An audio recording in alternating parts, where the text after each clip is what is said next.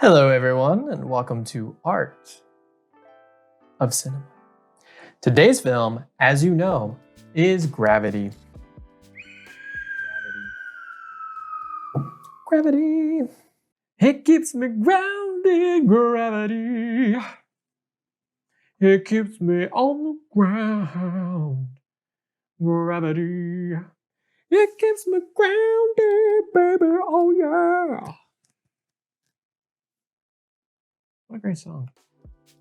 So come with me and let's float on over and see what I create. Oh, and talk about the movie.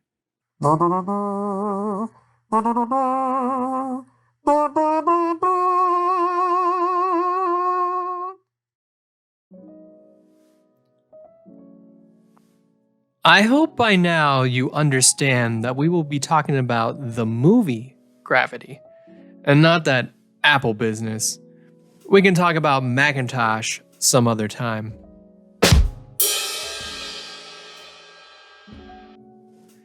Gravity is about two astronauts working together to survive after an accident leaves them stranded in space.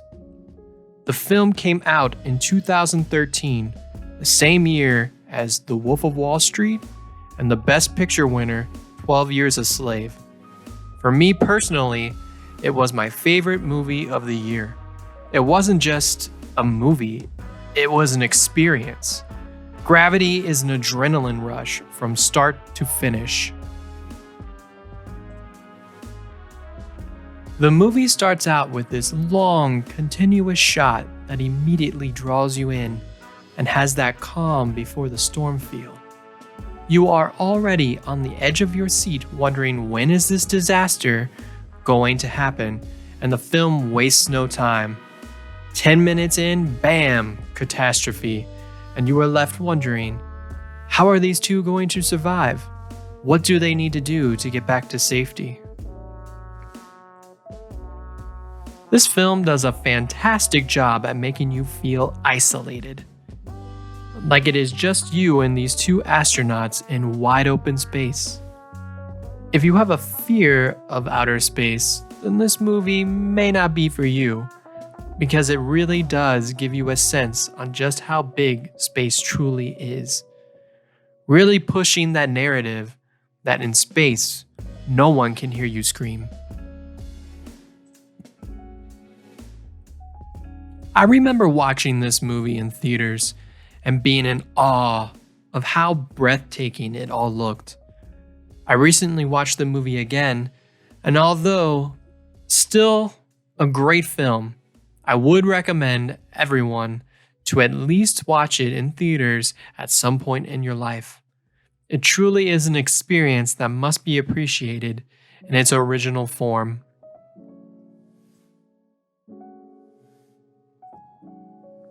Let's talk about the acting in this film. The main character, Dr. Ryan Stone, played by Sandra Bullock, is a perfect cast. She embodies this almost aloof-like character extremely well.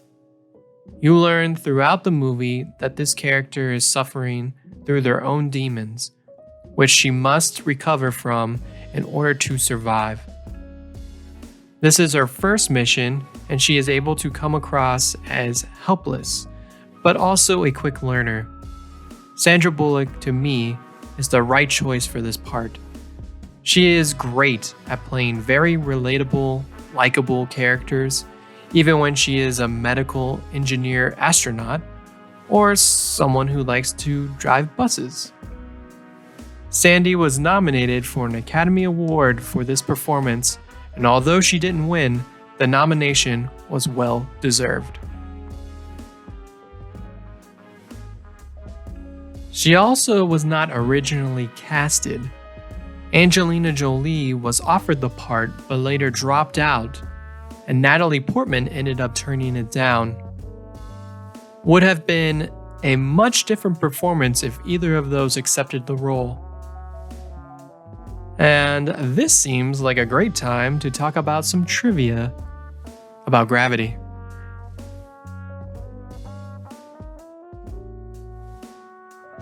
Hello. I'm Professor Theodore Trivia, and I got some fun facts about gravity.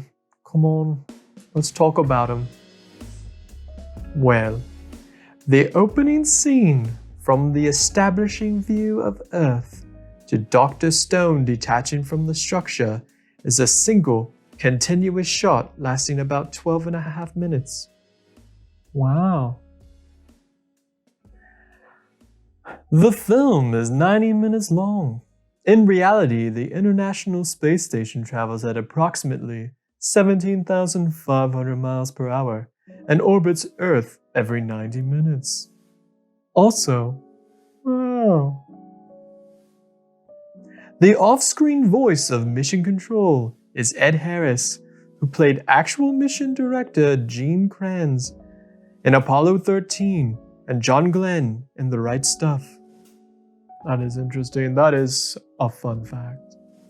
A chance meeting between their siblings led astronaut Katie Coleman to call Sandra Bullock from the International Space Station to talk to her about life in vacuum.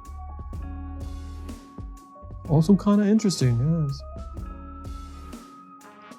Though the film itself depicts vacuum as a silent void, sound effects were added to the trailers.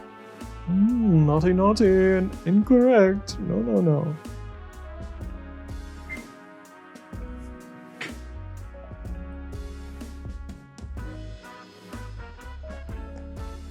The actors could not be filmed using conventional means as they could not spend long amounts of time upside down, which was needed for the range of movements. Because of this, elaborate mechanisms were created to rotate the camera whilst the actors moved to replicate this effect. Interesting, very interesting, yes.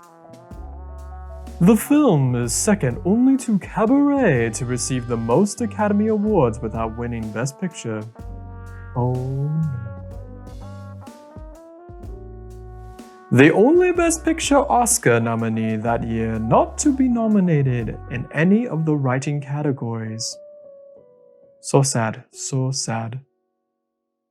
And this has been Fun Facts with Professor Theodore Trivia. Tune in next time to find out more fun facts about your favorite movie. And I just want to thank Professor Theodore Trivia for taking time out of his busy schedule to share some fun facts about gravity. They were informative, fun, and as always, he is one good-looking guy.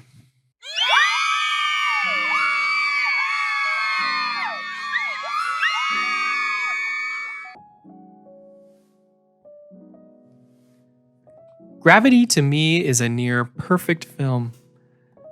I know that this movie is not for everyone. It is not dialogue driven at all. And if you're the kind of person who will start looking at your phone when no one is talking, then you may end up with a lot of screen time with that thing in your hand.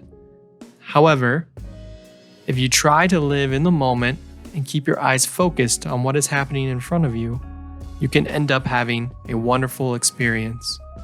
I would recommend this film to everyone, and it is one of my favorite movie experiences of my lifetime. I would give this film a 90 out of 100.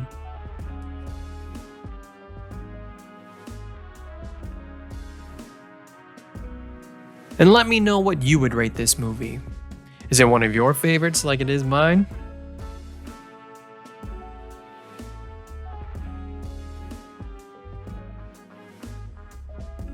Alright, let's jump in and talk about the art. I worked with color pencils in this piece. I chose color pencils because, honestly, I really just wanted to practice with this medium.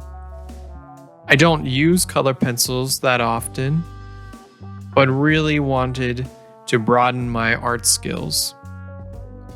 I started out with some light applications on the face and built up those dark areas with many passes. I think I could have been a little more patient and built those dark areas up more gradually.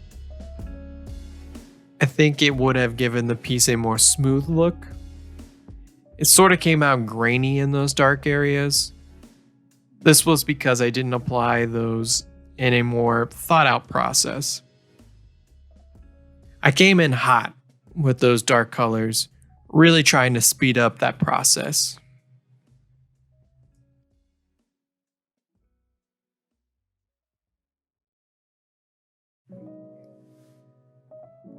I decided in the face that I wouldn't just use black in the darkest areas. I don't think the camera picked it up very well, but there is a lot of browns and reds in the dark side of her face. I wanted that side to stand out from the helmet shadows since it's part of her anatomy. Again, not sure how well this was executed. Maybe I should have used more colors prior to the application of black. It might have made that side of her face grainy, but looking at it now, I kind of like that effect and wish maybe I just leaned into that style.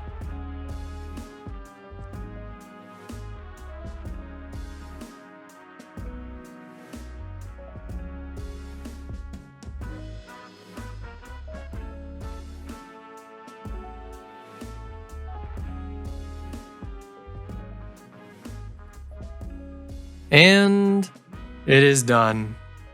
This piece took me about 3 hours to complete, and I think it turned out alright.